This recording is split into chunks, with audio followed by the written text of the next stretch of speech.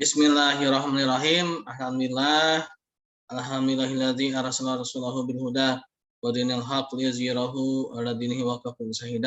Asyhadu an la ilaha illallah wa asyhadu anna Muhammadar rasulullah ba'da ma ba'du. Rabbi sholli sadri wa yassir li amri wa hlul 'uqdatam min lisani yafqahu qawli. Ya, alhamdulillah teman-teman ya. Pada pertemuan kali ini kita dapat kembali berjumpa itu Umi Kulsum, siapa di belakangnya? Ada yang ngintip-ngintip. Ya, apa-apa kalau mau ikut kuliah ya. Apa-apa di on kan saja nggak apa-apa. Ya. Baiklah, kita pada pertemuan kali ini akan membahas mengenai akuntansi musyarakah. Pada musyarakah ini sebenarnya pertama yang harus kita pahami adalah secara konsepnya dahulu ya. Mungkin teman-teman sudah belajar mengenai apa musyarakah ya. Musyarakah apa tuh musyarakah? Ada yang tahu nggak? Nah ini harus tahu dulu nih musyarakah nih. Gimana? Hani Cahyani? Ya Pak. Ya, musyarakah apa musyarakah?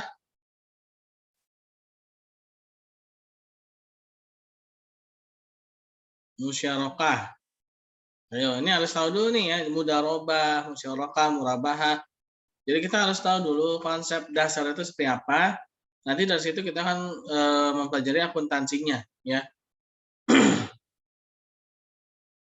Ya, dalam mata kuliah fikih muamalah yaitu manajemen produk bank syariah udah belajar atau produk bank syariah. Halo? Tes? Udah belajar kan ya?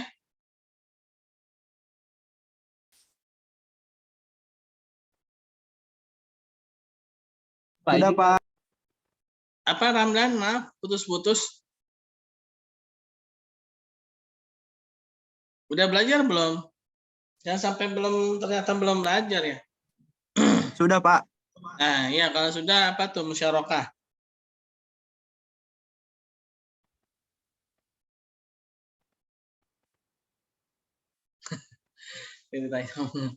Oke lah. Ya.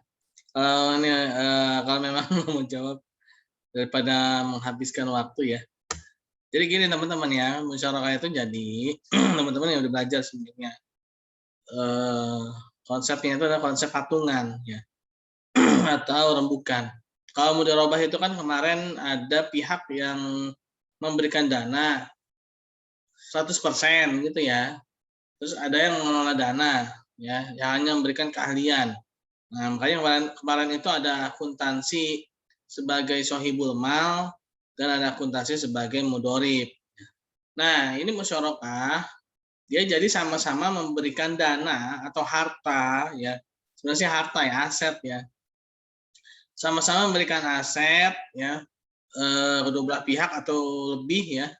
Lalu dari aset itu dikelola untuk sebuah proyek tertentu ya, proyek tertentu.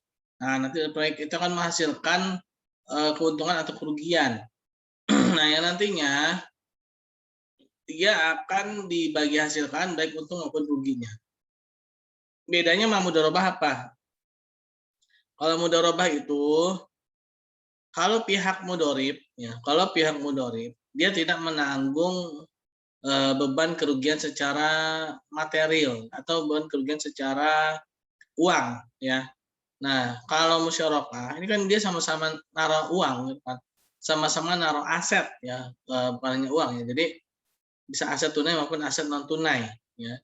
Nah, jadi dia sama-sama menanggung beban kerugian aset itu yang berdasarkan pada porsinya masing-masing. Nah, jadi dia sama-sama nih ya. Nah, tapi walaupun sama-sama, tapi lagi-lagi ya, kembali ya, ada pihak yang dia menaruh dana sekaligus sebagai pengelola. Ya. Ada pihak yang hanya memberikan dana, tapi dia bukan pengelola, dia hanya menaruh dana saja. Nah, oleh karena itulah dalam musyarakah ini akan ada istilah sekutu aktif dan sekutu pasif, ya. Nah, dana akan berkumpul di sekutu aktif, ya. Dana akan berkumpul di sekutu aktif. Nah, sehingga nanti akan ada pencatatan, ya, akuntansi. Pada akuntansi musyarakah ini adalah akuntansi pada sekutu aktif dan sekutu pasif, ya. Nah, saya akan coba share screen, ya. Bismillahirrahmanirrahim.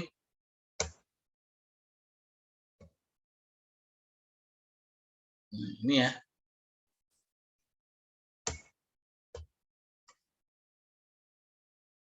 Nah, ini akuntansi musyarakah. Aduh, langsung mati dia. Halo, teman-teman masih mendengar saya atau hang atau gimana? Masih Pak. Dengar, Pak. Tapi Masih Pak. Iya, ini di saya hang, ya. Tapi nggak masalah lah, selama masih melihat. Iya. Bentar ya. Apa tuh? Oh, kesini. Tapi nggak tahu dia kemana. Oh. Saya cuma dibaca doang. Bentar ya. Oke, udah nggak hang lagi. Alhamdulillah. Nah, beda ya dengan mudharabah tadi ya. Jadi kalau mudharabah itu kan dia satu ngasih uang, satu ngasih keahlian. Nah, kalau musyarakah ini dia satu yang memberikan uang, sama-sama ngasih uang atau ngasih aset, ya. Sama-sama memberikan asetnya untuk menjalankan suatu proyek tertentu gitu ya. Nah, pada akuntansi musyarakah ini memang lagi-lagi kembali ya, itu kebanyakan pada bank syariah, ya. Memang kebanyakan akuntansi syariah itu dipraktekkan oleh bank syariah memang ya. Untuk yang industri yang lain memang agak kurang kalau dibilang kurang populer lah ya. Kurang populer, walaupun sekarang sudah mulai merambah ya ke industri-industri non bank atau industri non keuangan ya. Nah, ini kedua belah pihak bersedia untuk sama-sama menanggung kerugian sebesar komposisi modal masing-masing. Dan jika menghasilkan keuntungan didistribusikan pada masing-masing pihak tanpa harus sesuai dengan proporsi modal yang distorkan berdasarkan pada kesepakatan, ya. Nah, jadi berdasarkan pada kesepakatan. Nah, ini ada bentuk-bentuk musyarakah. Ada musyarakah permanen, yaitu bagian modal setiap mitra ditentukan sudah akad dan jumlahnya tetap hingga akhir masa akad. Ada lagi musyarakah menurun. Bagian modal pemilik dana atau bank akan dialihkan secara bertahap pada mitra. Jadi nanti kepemilikannya akan menurun ya. Nah, ada namanya itu musyarakah mutanakisah maksudnya. Nah, itu musyarakah yang semakin menurun. Dan terus ya, ini ada tamu teman-teman.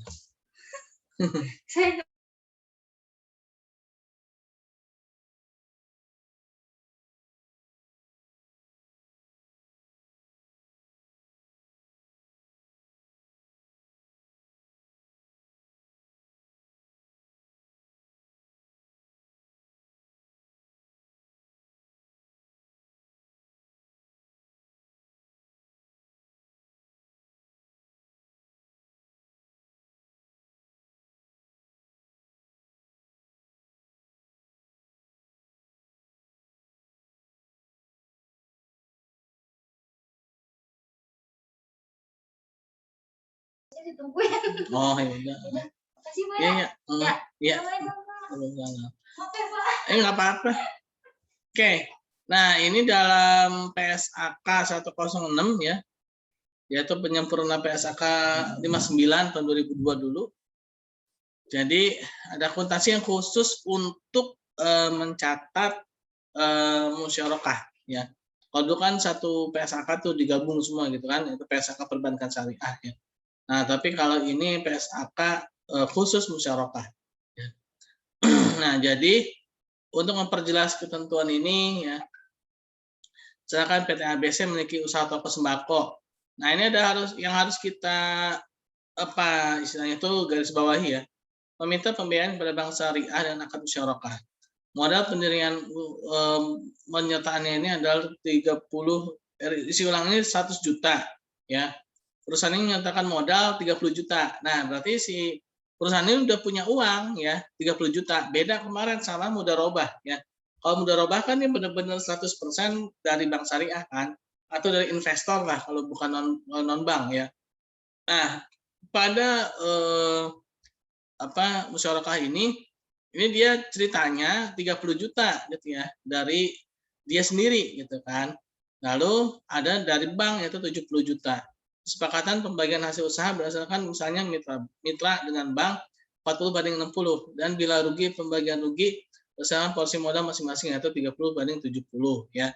Jadi beda ya bagi hasil untung sama bagi hasil rugi dibedakan. Ya sebenarnya sih kesepakatan aja ya. Terserah masing-masing ya.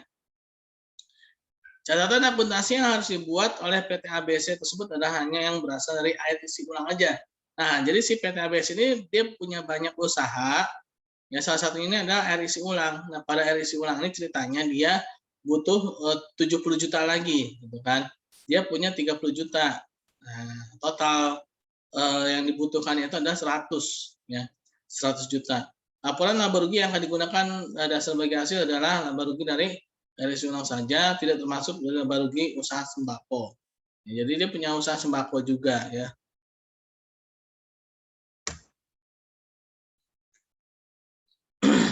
Lalu bagaimana perlakuan akuntansinya? Pembiayaan dalam bentuk kas diakui sebesar jumlah yang diterima. Nah, ada juga bantuan non kas ya atau istilahnya pembiayaan non kas ya. Bukan bantuan ya, pembiayaan non kas. Bantuan yang nggak dibalikin lagi ya, namanya bantuan ya. Nah, ini pembiayaan dalam bentuk non kas dinilai sebesar nilai wajar. Jika terjadi selisih dianggap sebagai keuntungan dan kerugian. Nah, biaya-biaya yang timbul akibat proses akad musyarakah tidak bisa dianggap sebagai pembiayaan musyarakah kecuali ada persetujuan dari semua pihak ya. Semua pihak yang musyarakah itu. Laba diakui pada periode terjadinya sesuai dengan nisbah yang disepakati ya. Nah, rugi diakui mengurangi pembiayaan ya. Jika periode sebelumnya terjadi kerugian, maka bagian laba pada tahun berikutnya yang terima dikompensasikan pada modal. Namun apabila rugi musyarakah diakibatkan kelalaian atau kesalahan mitra aktif, maka kerugian tersebut ditanggung sepenuhnya oleh mitra aktif tersebut ya. Pada saat kontrak berjalan, kerugian tersebut akan menyebabkan berkurangnya modal pihak mitra aktif ya. Nah, ini pada saat jatuh tempo, pembiayaan musyarakah yang belum bisa dikembalikan oleh nasabah dianggap sebagai piutang. Ya. Jika kerugian disebabkan oleh kelalaian salah satu mitra, maka kerugian diakui sebagai piutang musyarakah jatuh tempo. Bagian bank syariah yaitu mitra pasif. Ya. Bank syariah ini mitra pasif, jadi dia hanya ngasih uang saja, hanya ngasih modal saja. Ya. Nah, yang mitra aktif nanti si PT ABC itu, ya, atas modal yang menurun nilai sebesar nilai historisnya. Ya. Nah, pada dasarnya bank dapat dibenarkan untuk meminta jaminan atas pembiayaan yang diberikan guna mencegah mitra aktif bertindak yang tidak diinginkan. Aktiva jaminan dinilai sebesar nilai yang disepakati. Jadi diperbolehkan untuk meminta jaminan. Ya. Nah, lalu bagaimana dengan akuntansi untuk mitra aktif, yaitu pengelola? Ya, jadi tadi ya teman-teman kembali lagi pemahamannya ada dua pihak, yaitu bank dalam hal ini adalah bank syariah dan PT ABC. PT ABC ini dia punya usaha air galon dan dia butuh uang 70 juta lagi agar modalnya itu yang 100 jutanya itu terpenuhi. Nah, sebenarnya dari 100 juta ini bukan hanya dalam bentuk kas atau dalam bentuk uang tunai, tapi dia bisa dalam bentuk mesin atau yang lain-lainnya ya. Nah, si bank syariah ini ngasih nih ya, ngasih 70 juta ya. Nah, ngasih 70 juta. Nah, ini bagaimana nanti pencatatannya ya. Nah, ini untuk yang mitra aktif itu si PT ABC ya. Nah, 1 Maret 2009 Bank Syariah menandatangani akad musyarakah dengan PT Maju. Nah, ini contoh PT Maju ya. Bukan PT ABC ya. Berubah lagi nggak apa-apa ya. Nah, di sini PT Maju untuk mencampurkan modalnya dalam usaha garmen. Ya.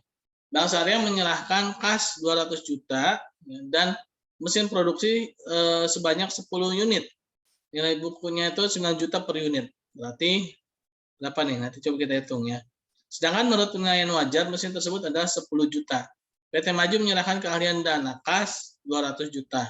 Pembagian bagi hasil didasarkan pada perbandingan nisbah ya. Mitra dan bank ya. Yaitu 40/60 atas dasar laba kotor, sedangkan untuk kerugian berdasarkan setoran modal, mitra aktif PT Maju akan mengakui dan mengukur investasi masyarakat sebagai berikut. Ini ayat jurnal si PT Maju ya.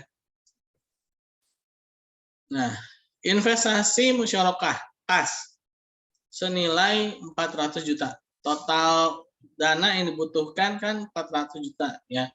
Total dana yang dibutuhkan 400 juta. Nah, sebenarnya berapa sih totalnya itu dibutuhkan si, coba saya geser agak tepat.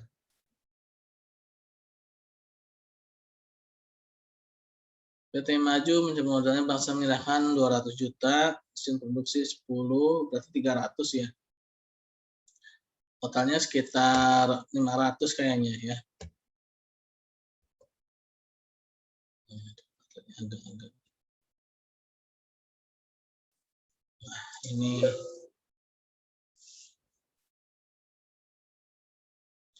nah, investasi musyarakah punya si PT Maju kan 200 juta. Dari Bank Syariah 200 juta ya. Dari Bank Syariah 200 juta. Lalu ada investasi non kas ya. Totalnya sebenarnya si apa nih Bank Syariah ngasihnya sebenarnya totalnya itu 300 ya, sebenarnya 300. Nah, 400 dari mana nih? 200 dari bank, 200 punya dia sendiri gitu ya. Nah, investasi musyarakah aset non kas yaitu 100 juta tadi ya. Yang mesin itu ada 10 unit, per unitnya 9 juta. Lalu sisi penilaian aset musyarakah, nah ini nilai wajarnya itu 10, ternyata dia belinya 9 juta. Berarti ada sisi penilaian aset apa namanya? Karena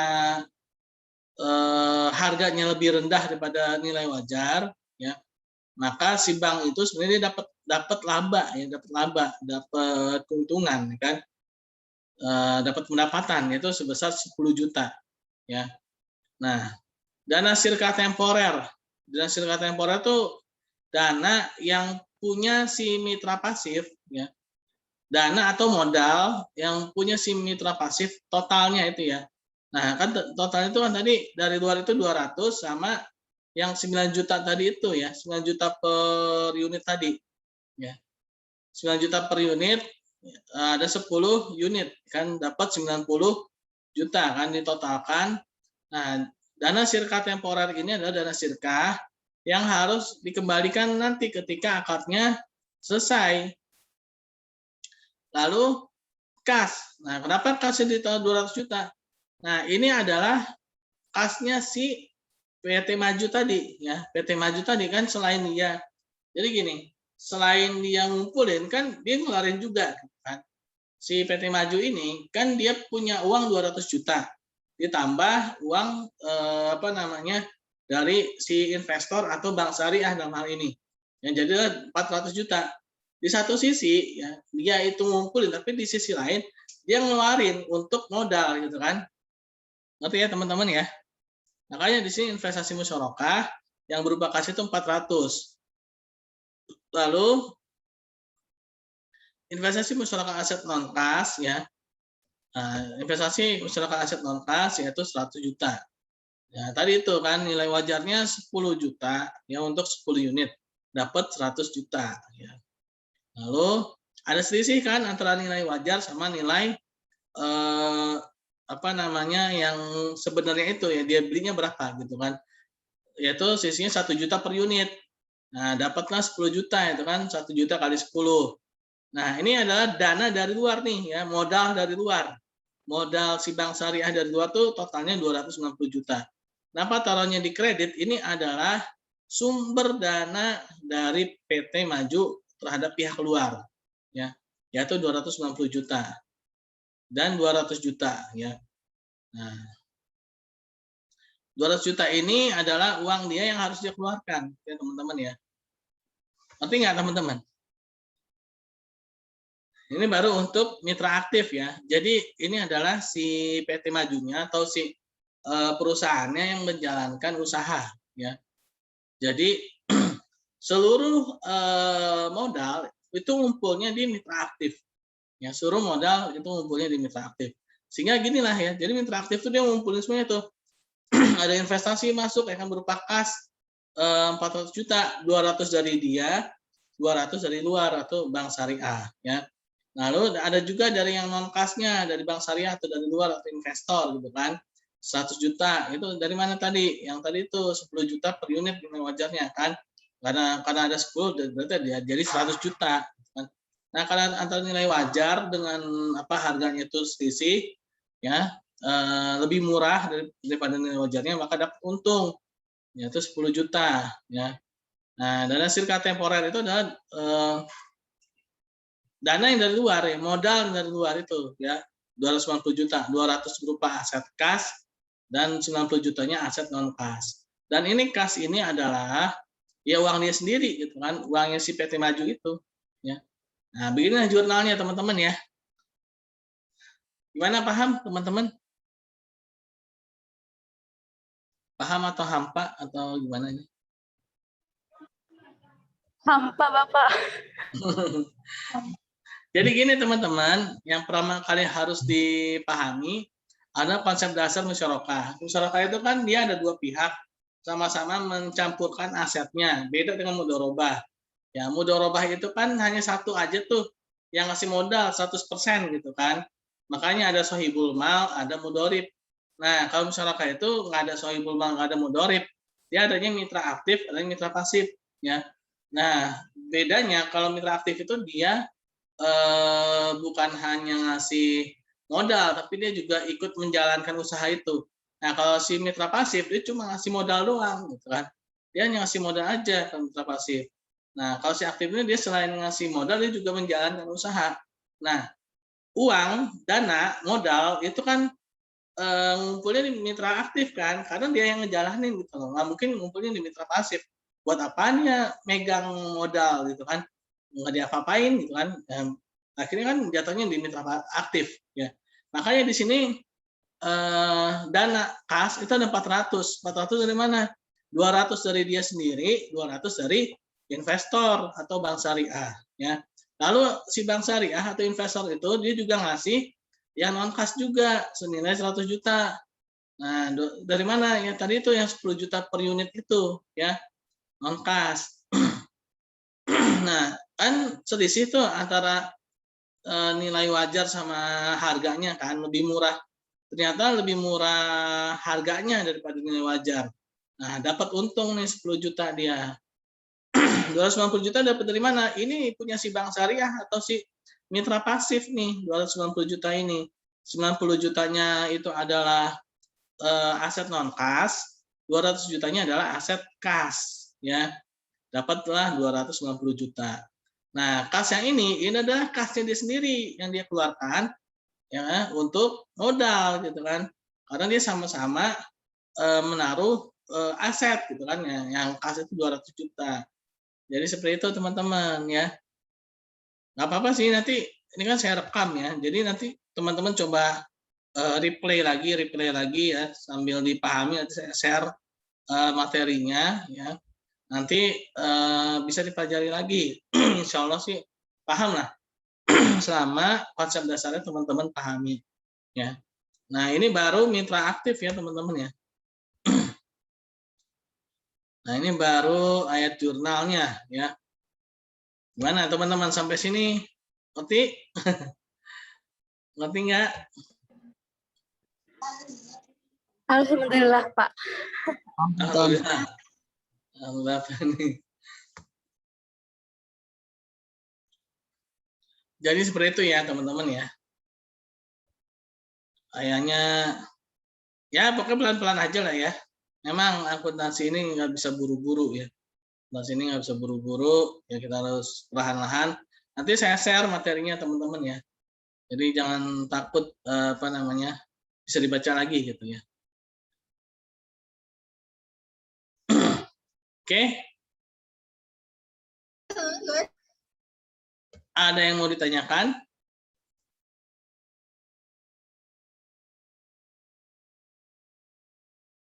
Ada yang mau ditanyakan? Nggak ada, Bapak. Belum ada. Cukup, Pak. Oh ya udah. Oke, kalau memang tidak ada, kita cukupkan dulu dengan baca hamdalah. Alhamdulillah. Alhamdulillahirrahmanirrahim.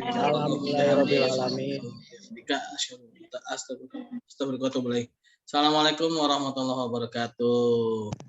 Waalaikumsalam warahmatullahi wabarakatuh.